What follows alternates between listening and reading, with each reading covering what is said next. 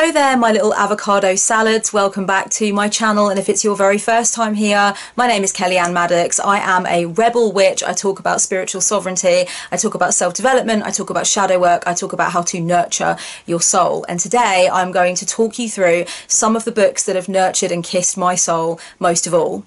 Now, I want to give you a massive disclaimer right from the jump. There is no rhyme or reason with the books I've collected together. You will find within this list of books some poetry, some mythology, some politics, you'll find fiction. There's all kinds of different stuff here. I have no kind of plan, essentially. I've just gathered together a lot of the books that have really done something to me, that have kissed my soul, that have shifted my planet on its axis. And I want to talk to you about why these books are important, and I want to give you some ideas if you're stuck for what to read, if you're in a reading slump, if you feel like you really need something to just get you out of a reading funk, or you read the same things all the time and you want an idea for something different. You might find something amongst this massive list of titles that you could try out. So if you're looking for something new, grab a pen and paper or have the notes section on your phone ready. Grab a beverage, because you'll see from the timestamp this is a long one, and I'm going to get into some of the books that have meant the most to me without further ado. So let's begin with the very first thing on the list. The first book that I want to recommend to you guys is by John Cornwell, and it is called The Dark Box, A Secret History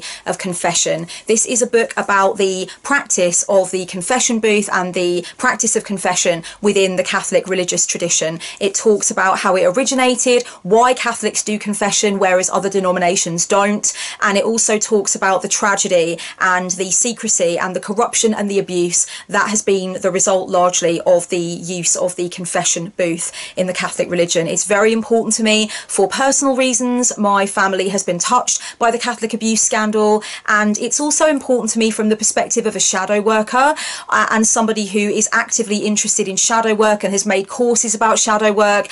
One thing that I will say about shadow work materials and shadow work resources is that some of the most interesting books about it are not actually about shadow work itself. It's really important to me to read about things like abuse within religions, incest, war, the Holocaust, the most unpleasant and fucked up parts of humanity. To me as a shadow worker, that's far more interesting than picking up resources about the practice of shadow work itself. So The Dark Box is a very interesting one. If you were raised Catholic, if you are interested in the abuse scandal, this is a really intense book, very meaningful, very factual, but it also definitely made me cry at a couple of points. It's really pertinent. The next book I want to recommend to you is by David J. Brown, and it is Frontiers of Psychedelic Consciousness. And this person on the front is Albert Hofmann, the guy who discovered LSD. And the subheading for this book is Conversations with Albert Hofmann, Stanislav Grof, Rick Strassman, Jeremy Narby, Simon Posford and others. The book is basically just interviews with a bunch of different important people who helped to really push forward the narrative of psychedelics being used for mind expansion and psychology and all that kind of jazz, and this is really up my alley, so I definitely wanted to recommend this one. And Albert Hofmann's interview is so funny because he is so brief. He's just all about the brevity. He rarely speaks at all, so that's a very funny one. I think it's the shortest one in there. Many of you are not going to be surprised to see that I have included the Carl Gustav Jung book, Memories, Dreams and Reflections. This is actually his memoirs. It is well worth a read, and I do think that it can be a really interesting introduction to Jung. I definitely think this is a beautiful book, and it has great sentimental value to me because the way that I discovered Jung was through my mother asking me to read this to her when I was on holiday with her as a teenager. So I have really great memories of actually cracking this open for the first time and being introduced to a whole world that I have never really removed myself from since that point.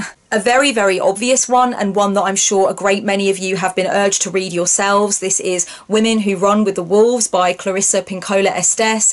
This is an absolutely beautiful book. It is stupendous. It is game-changing. If you don't understand why, I would recommend that you just pick up a copy. I think it's very, very important for women to read, but I think it's important for everybody to read. And there are so many people that watch my channel who love this book. I actually gave it the slip for a long time until my mother eventually made me read it, and I'm so glad she did. I don't think this list would be complete without at least one tarot resource, and the one that I want to recommend first and foremost is Holistic Tarot by Benabel Wen, an integrative approach to using tarot for personal growth. This is a fucking doorstop, guys. It is the Bible of modern tarot, and if you are interested in tarot, if you want to study it, or if you want to go deeper, really pick this up. This is amazing. And of course it doubles up as a murder weapon. You could for sure kill somebody with this. This is one of quite a few volumes of poetry that I'm going to recommend, guys, and it is Selected Poems by Dylan Thomas. If you are interested in poetry and you've never picked up anything by Dylan Thomas, do yourself a favour. The way that he uses language absolutely changed the game for me. The way that he works with words is utterly dreamy. I want to recommend this book by Irvin D. Yalom. It is called Love's Executioner and Other Tales of Psychotherapy. I really enjoy this book. I've read it a few times, and as you can see, there's quite a few tabs there where I want to remember different things.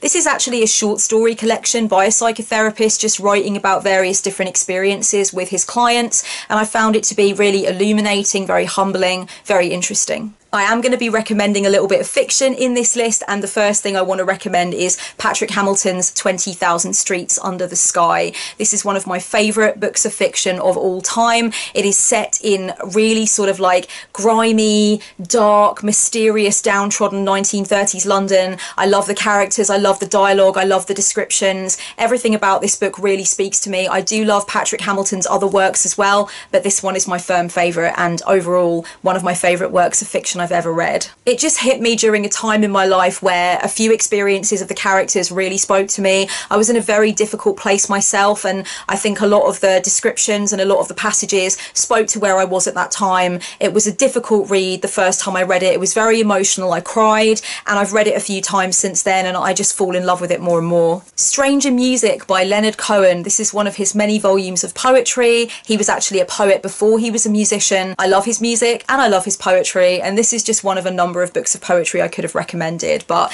it is a hefty volume and there's a lot in it that I love. Oh, and there's actually a postcard in here as well. Christmas greetings. I'm kind of cheating a little bit with this next one because it's 3 volumes in one. This is a vintage copy of the Bronte sisters novels that I picked up, and I want to recommend Jane Eyre, Wuthering Heights and Agnes Grey. These 3 women really touched me at a very young age in important ways for me. They really informed my sense of identity, my sense of it being possible for me to write fiction and to write passionately. I was really interested in them, and I was interested in them as women before I was interested in them as writers. I have quite a few vintage copies of Bronte sisters books, either collections like this one where they're all together or separate ones, and I also like to pick up modern reprintings of Wuthering Heights and Jane Eyre that look nice to me. So I have quite a few hardback editions of various different things. I'm really obsessed with the Bronte sisters. I think a lot of people are. The next book that really kissed my soul and also at the same time ripped it to pieces is a history volume. It's by Daniel Jonah Goldhagen, and it's Hitler's Willing Executioners, Ordinary Germans and the Holocaust. This book looks at the myth that ordinary Germans at the time of the rise of Hitler and the time of the Holocaust happening were opposed to the Jews being imprisoned and killed. It looks at the collective shadow of the German people during the time of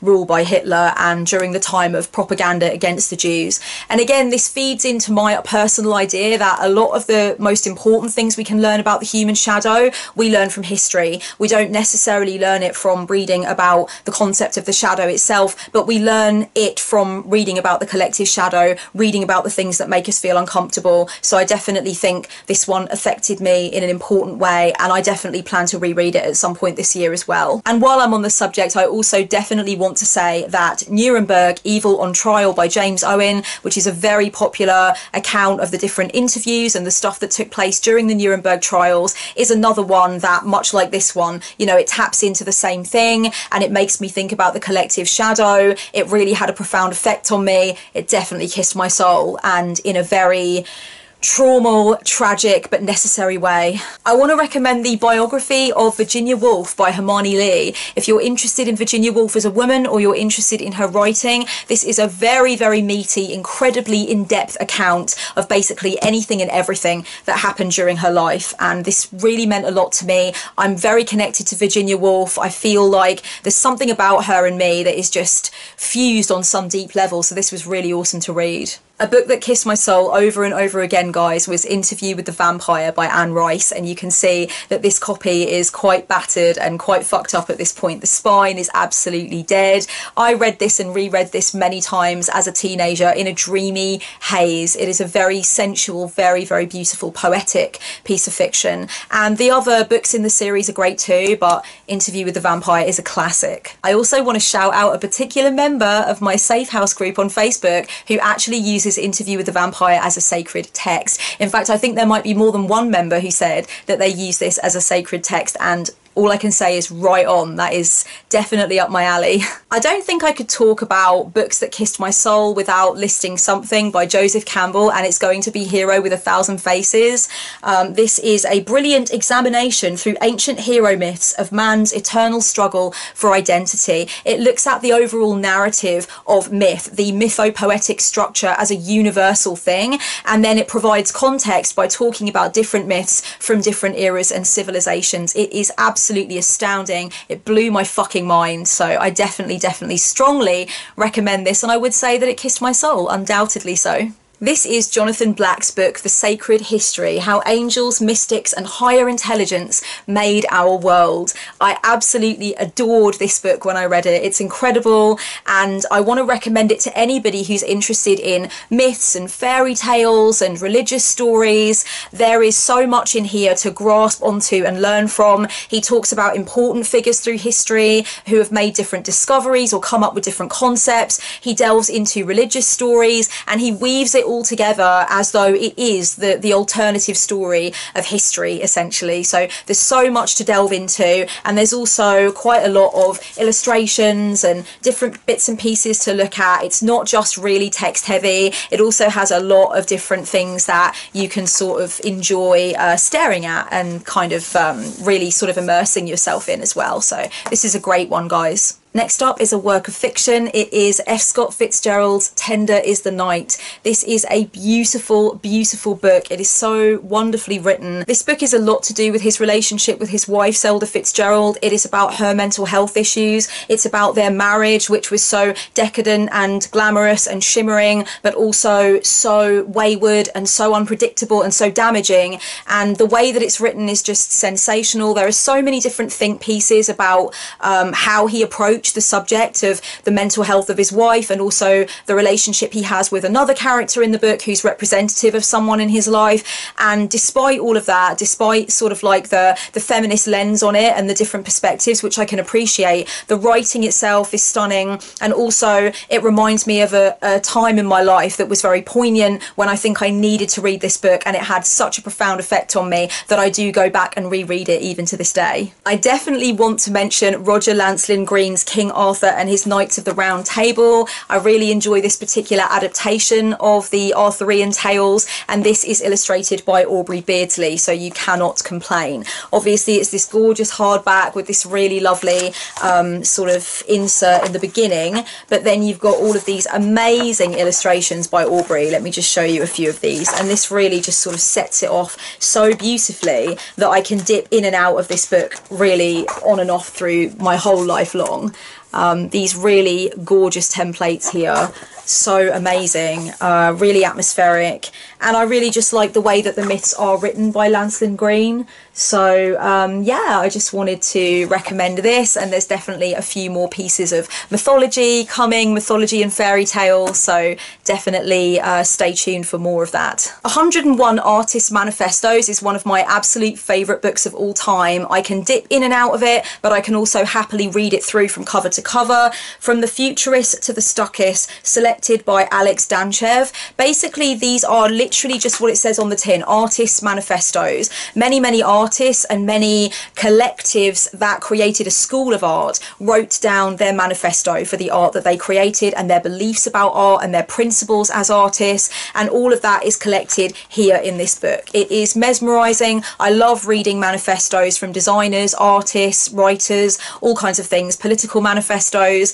but I really like artist ones the best. So this collection is fucking incredible, really inspiring. It has taken me off on many a road towards towards my own artistic expression and my own sense of what my beliefs are about creativity and inspiration. So definitely this book kissed my soul without any shadow of a doubt, and it will continue to do so for a long time yet. The next book that I want to mention that kissed my soul is a history book. It's called Witchfinders, a 17th century English tragedy by Malcolm Gaskill. This is a very beautiful, incredibly sad, very, very important book which gives voice and justice and recognition to the many, mostly women, that were affected by the witch hunts in this country. So really amazing, mesmerising, like really good at delivering the facts in a very readable way, and for sure I cried buckets by the end of it, because obviously it's just such a tragic chapter in our history, and Malcolm Gaskill approaches it beautifully. The tarot peeps among you will not be surprised to see that I am recommending Kim Huggins' Tarot 101 as one of the books that has kissed my soul. It has affected so many people's tarot practice in a very, very positive way. It's really accessible, it's really rich, it covers a lot of different things that it's important to know, and it also breaks new ground as well. I love how so many people that don't usually get on with tarot books really do rate Kim Huggins' Tarot 101. It shows that it really is a book that's accessible for everybody, and it's unlocked a lot of tarot doors for a lot of people that were otherwise having trouble. I always recommend this to my tarot mentoring clients. I always recommend this in my tarot chat sessions, and I've recommended it in my award-winning course, Trainee Tarot, which you can watch here on YouTube. I'll leave the playlist down below. So yeah, Kim Huggins' Tarot 101. Love it. The next thing I want to recommend is a little bit of a classic, guys. It's by Simon Wiesenthal and it's called The Sunflower. This is a stupendous, very deep book. It makes you think very deeply. It is very meaningful and moving, and it stays with you on the skin afterwards. I'll read you the part on the front just to explain to you what it's all about. A young Jew is taken from a death camp to a makeshift army hospital. He is led to the bedside of a Nazi soldier whose head is completely swathed in bandages. The dying Nazi blindly extends his hand towards the Jew and in a cracked whisper begins to speak. The Jew listens silently while the Nazi confesses to having participated in the burning alive of an entire village of Jews. The soldier, terrified of dying with this burden of guilt, begs absolution from the Jew. So this is really just so... It's a head fuck actually, but it's a really important one. It's about a Nazi fessing up to some of the worst crimes against humanity, requesting forgiveness and asking for confession from a Jew, somebody who was so personally affected and so traumatized by this. And it really just asks the question, how as a Jew would you respond to that? What is the correct way to respond to that? Is there even a right way to respond to that? And it asks different people to basically write down their thoughts and feelings on this conundrum and what they would do. So it is an incredible book. It's a classic. I'm sure a lot of you have heard of it before. If you've thought about picking it up, I definitely would recommend you do so. For sure, it kissed my soul 100%. And I love this particular copy of it. I love this cover. I love the bandaged head surrounded by sunflowers and the very bright yellow. It's like, it's such a hope-giving, sort of like attention-grabbing cover, but it's such a traumatic subject, and I don't think that the illustration on the front leaves that out, which I enjoy about it as well. If you are interested in getting into Norse mythology, guys, I could recommend Norse Myths, Gods of the Vikings by Kevin Crossley Holland. It's definitely my favourite version that I've read. I really enjoy it. I do still pick it up. I do still thumb through it. So this is just one recommendation from me. I think that however you absorb the Norse myths, it's well worth doing so, but I just like to keep this particular copy somewhere at the front of my bookshelf, and I've picked it up several times over the course of time. So definitely kissed my soul. I really enjoy this version of it, and it's very readable and it's very pleasant to read. I like the language that's used in it.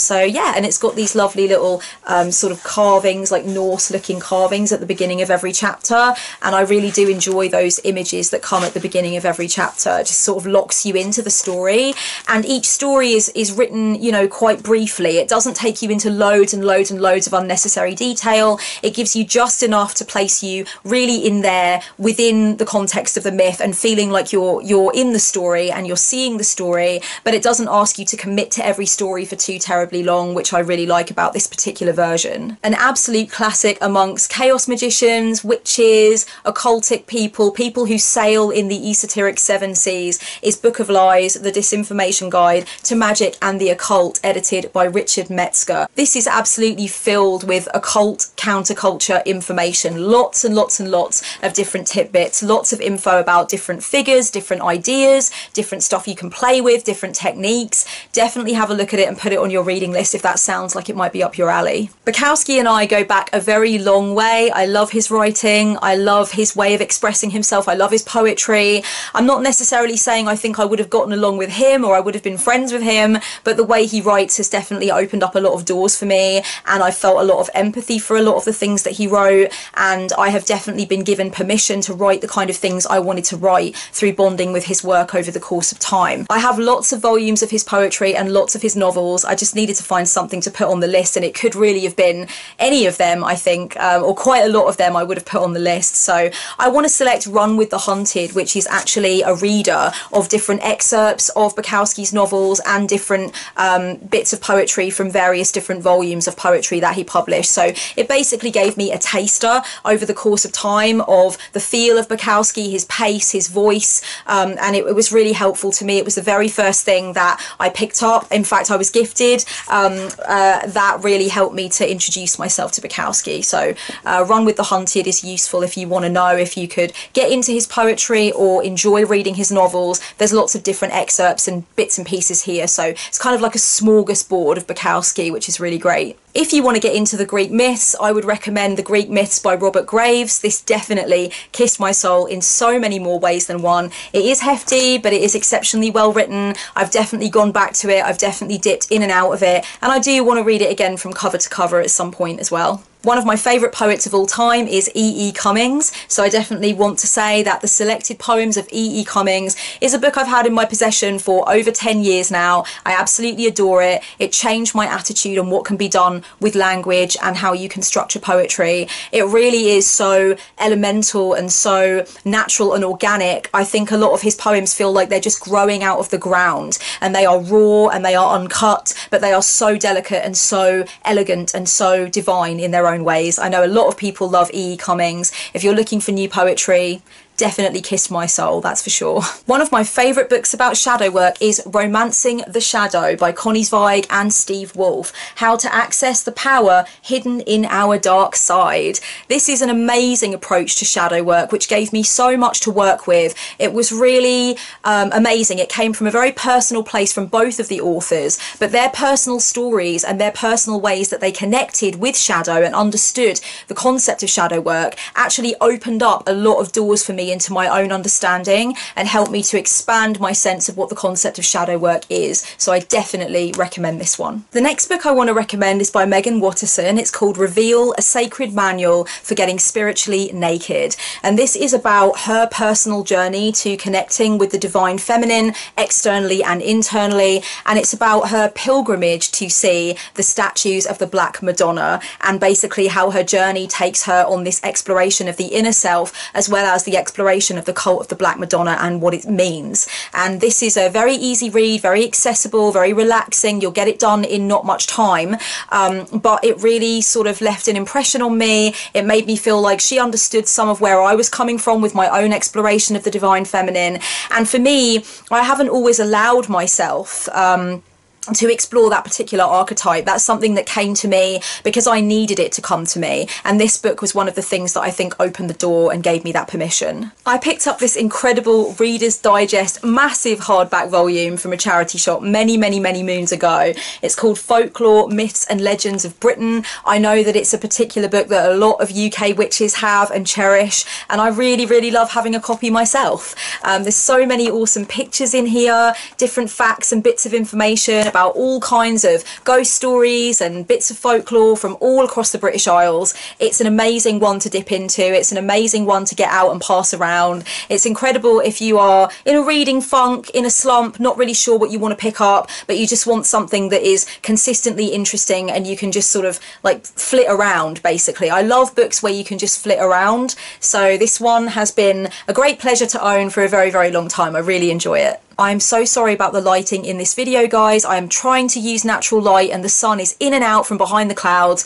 I look like a ghost and then I look like it's about to turn into nightfall, and I really can't be bothered to fuck with the exposure anymore. I keep trying to turn it up and turn it down. I'm just going to carry on with the last few books, trying not to worry about it. The Law of Divine Compensation by Marianne Williamson, on work, money and miracles. This is actually one of quite a large handful of books by Marianne Williamson that have definitely kissed my soul.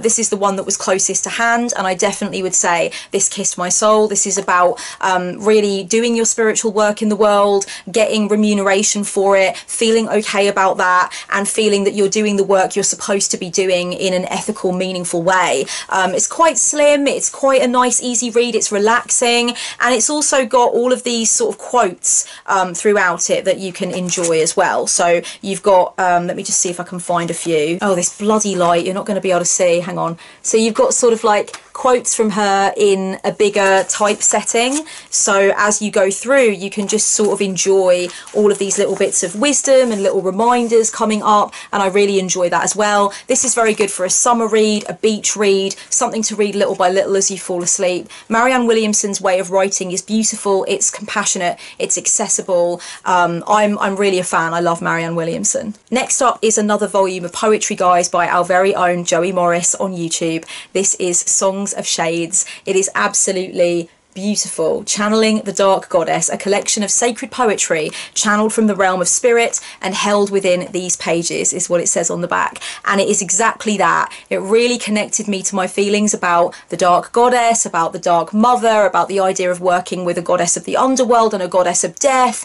It really connected me to so much about my own practice with hell and my own connection to this particular set of archetypes and associations that she's tapping into here. This is a beautiful volume of poetry. I very, very much recommend it, and it definitely kissed my soul. I want to recommend all of the Narnia Chronicles. I can only find the first set of books at the moment. I've had these sets since I was a child. This one includes The Magician's Nephew, The Lion, the Witch and the Wardrobe, and The Horse and His Boy. But of course there are others as well, and I think the whole series changed me as a human being. For me, the Narnia Chronicles were and still are my Harry fucking Potter, and I am sorry, not sorry about that.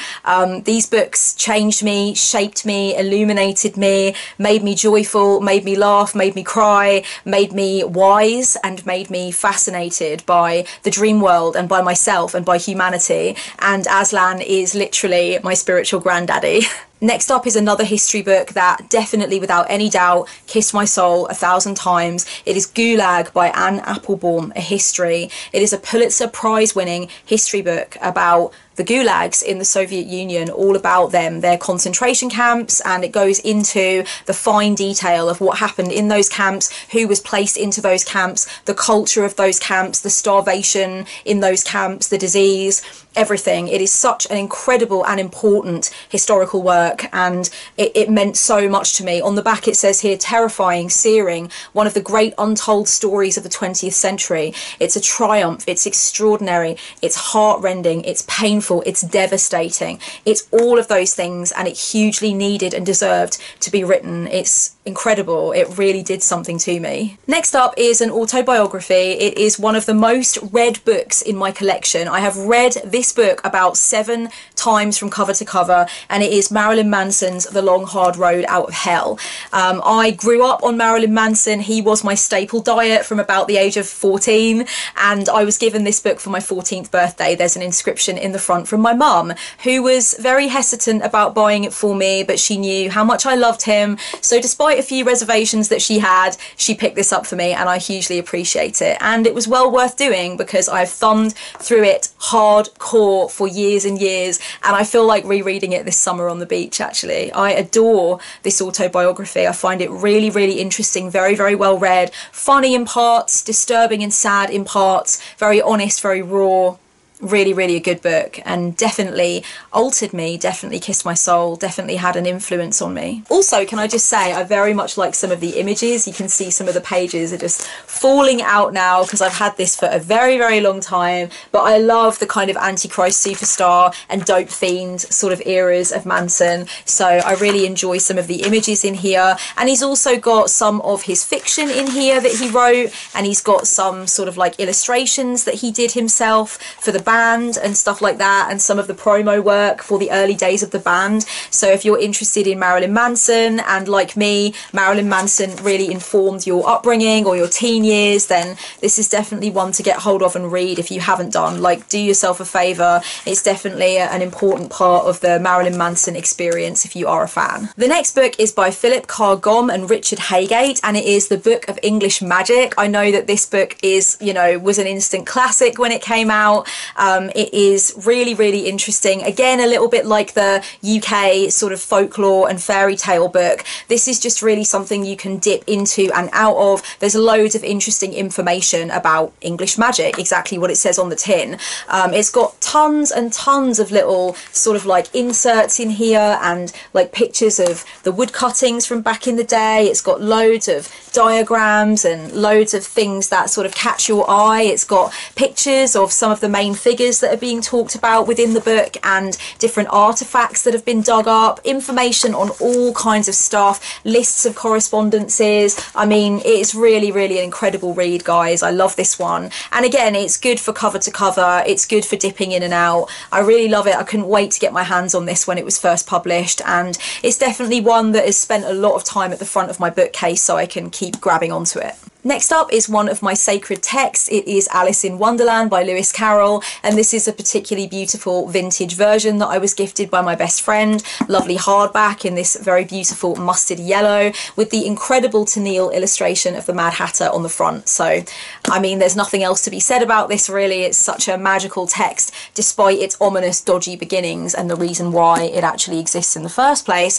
But I can separate art from artist. I've been able to do that on and off throughout my life. I've had to, because some things about certain artists have come to light after I've fallen in love with their works and after I have really invested myself in what they've created. So, you know, it's one of those things really. I've always had a very, very good feeling about Alice in Wonderland. It's given me so much. It's definitely sacred to me. I do like to dip in and out. I find it's really good for bibliomancy. It's really good for getting my questions answered. It's really good for going down the rabbit hole, obviously. Speaking of having to separate the art from the artist, I definitely want to recommend the poetry of Anne Sexton. This is the complete poems by Anne Sexton. It is a doorstop. Her poetry is incredible. There have been some things that have come to light about her that have made me uncomfortable about her as a human being, for sure. But the poetry came into my life at a very important time. It still means a lot to me. I still refer to it. I still go back to it. I wanted to put something from Sylvia Plath on this list as well, because Sylvia Plath equally really influenced me in terms of my writing style, and also just in terms of how I felt about my identity, my mental health, my identity as a woman, all of that. But I can't actually find any Sylvia Plath right now, but just pretend that I put Ariel by Sylvia Plath in this as well, and maybe also the complete works of Plath, which I did have a very long time ago, but I don't know, I lent it to somebody along the way or something. But yeah, Anne Sexton and Sylvia Plath, both of them very important to me. Their poetry for sure kissed my soul at a very opportune moment and influenced me immensely. I definitely want to recommend Bonnie Ware's Top 5 Regrets of the Dying. This is a very classic book, recommended by a great many people I know, but I can't deny that it did kiss my soul. Bonnie Ware, whilst working in palliative care, spoke to people about their regrets as they were dying, and this book is the result. It is incredible. The next book to kiss my soul is a very serious one about a very pertinent situation that we're actually talking about more and more since the publication of this book, which was in 2011. So the conversation has moved on massively now, and I think this was one of the principal works that made that happen. It is by Lucy Siegel, and it is called To Die For: Is Fashion Wearing Out the World?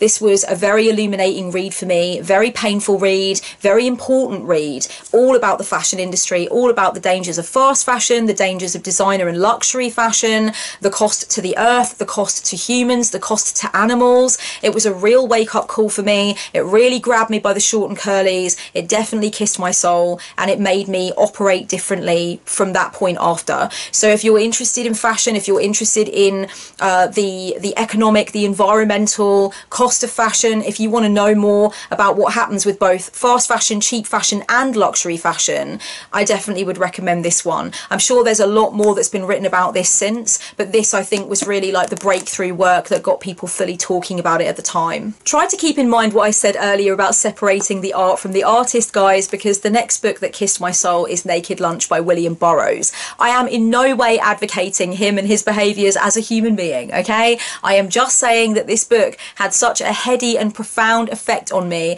that I could say that reading it for the first time changed me at a cellular level. It gave me permission to create in a way that I really felt wasn't even possible. I couldn't see an avenue for that kind of creativity before reading this book. This is a wild, wild, heady work of fiction. Some of it, you could argue, doesn't even make fucking sense. It is experimental. The way that he uses words is psychedelic and crazy. It's an amazing book. I'd love to know how many of you have read Naked Lunch and enjoyed it, and how many of you read it and just abandoned it and thought, what the fuck? If I wanted to take drugs, I would have taken drugs. I really didn't need that. Speaking of drugs, I definitely want to recommend High Priest by Timothy Leary, and this cover is totally out of this world, isn't it just? This is an account of 16 different trips taken by 16 different people, recorded with quotations and like in an interview style, and sometimes with illustrations. It breaks down what happened on the trip, and it was all done before LSD was made illegal, so you could say that this is kind of a scientific exploration, if you will, as well as a very important cultural document. I really, really love this one. It really does it for me. I am currently rereading Untie the Strong Woman by Clarissa Pinkola Estes. This is an absolutely beautiful account of her personal connection with the Blessed Virgin Mary, and it talks about the different ways that we see her and connect with her. It talks about her many different names and the splitting up of her archetype into different facets of the overall diamond of the Blessed Mother. As somebody who works closely with the Blessed Mother, this is a divine read, and I do find myself crying when I read it, and I'm rereading it right now, and rereading it for the third time right now. It's very beautiful, very readable, it's very accessible, it's not really heady and full on. It really talks about her personal journey, and it also gives sort of like poetry that she's written about the Blessed Mother, but it also talks about her cultural significance and the history of the recognition of the Blessed Mother in the religion. So it's a really beautiful one, definitely kissed my soul. Bridge to the Soul, this is one of my many collections of Rumi's poetry, and this is definitely my favourite. Journeys into the Music and Silence of the Heart. This one was edited by Coleman Barks. Rumi, what more can I say? He kissed my soul, and he kisses it still, and he will continue to kiss it unendingly until I'm fucking dead. This book is called Versti, aka Milestones, and it is the poetry of Marina Svetaeva. I went over to see Marina Svetaeva's house when I was in Moscow, and it was really an intense experience for me. I really like the Silver Age Russian poets, especially Anna Akhmatova and Marina Svetaeva. And this volume is particularly important to me because you've got the English on one side, and then you've got the original Russian in the Cyrillic on the other side. So if you read Russian, if you speak Russian, or if you're studying Russian, it's a really good one to have. And the poetry is beautiful, and it reminds me of my time in Russia, and it reminds me of how fascinated I've always been learning about Russian and just indulging in the language and the culture and the history. And yeah, I love this one. This one is often just randomly by my bedside, or I randomly take it away with me when I'm traveling on a train or a plane.